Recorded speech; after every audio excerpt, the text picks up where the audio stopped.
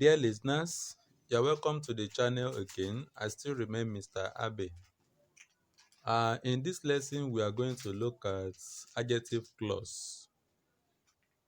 And the question is, what is an adjective clause? It is a group of words where we have the head word as an adjective.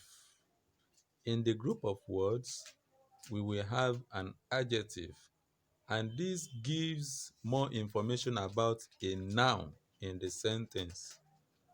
In other words, an adjective clause is a multi-word, that is a group of words that contains a subject and a verb.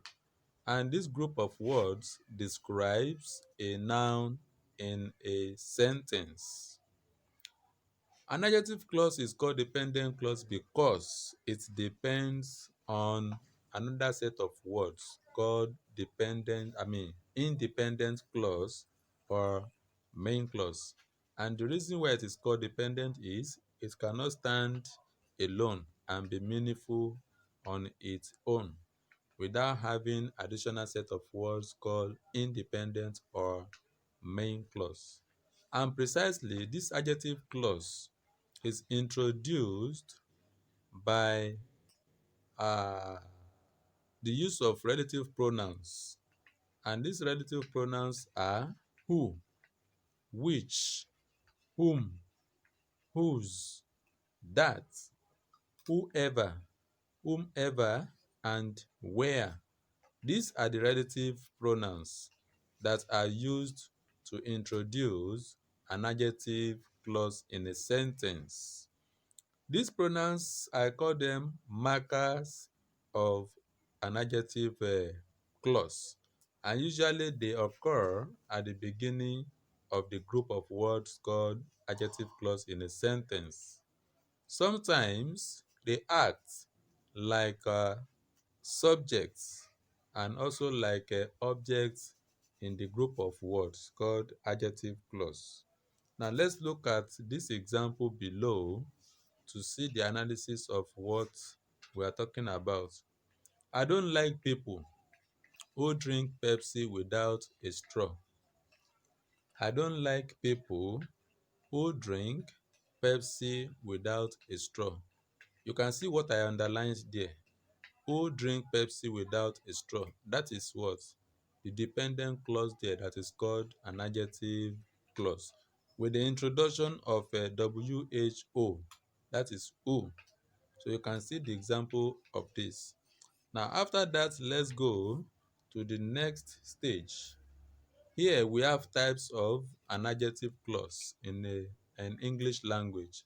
So here we are going to do some sentence analysis to prove what we have been saying about an adjective clause. Under these types, we have two types only. And these two types, each of them, they have different names that they are called by people.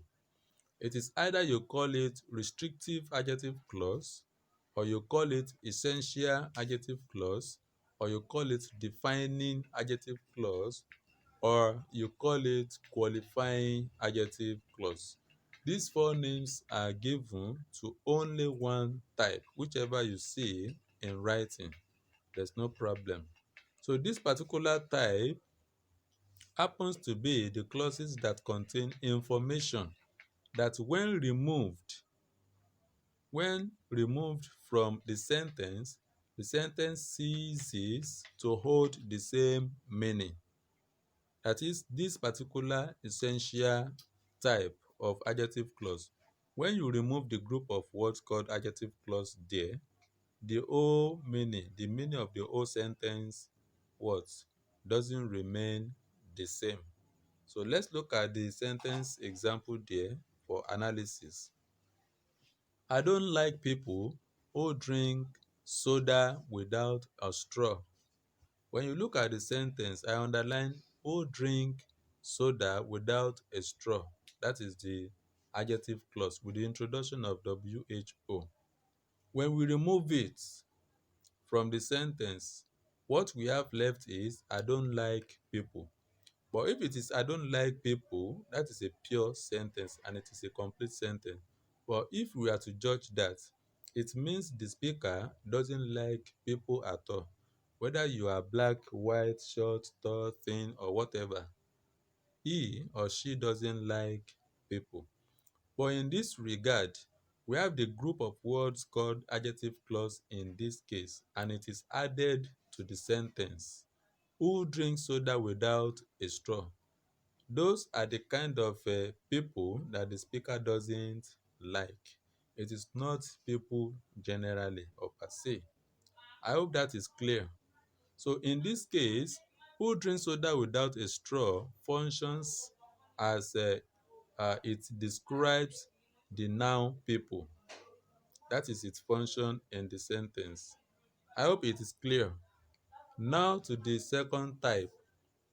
It is either you call it non-restrictive, non-defining, non-essential, or non-qualifying adjective clause.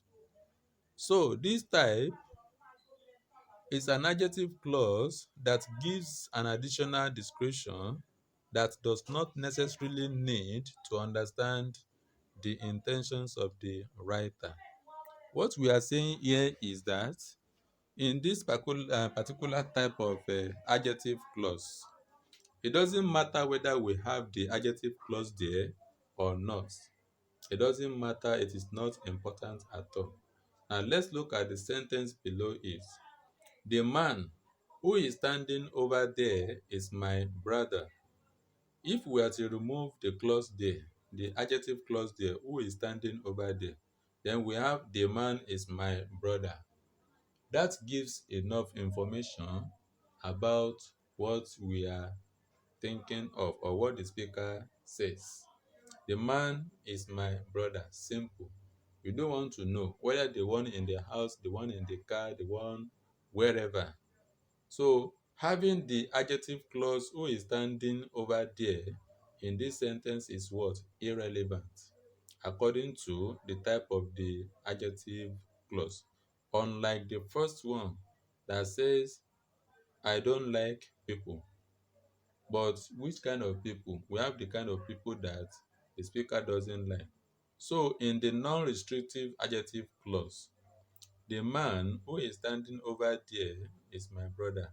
And the adjective clause who is standing over there modifies the noun man. It's talking about the kind of a man that is the brother of the speaker. I hope this is clear. So don't forget to enable your notifications so that you'll have the alert of new videos that will be uploaded to the channel. And so also don't forget to subscribe uh, for more videos on this channel. Always keep safe.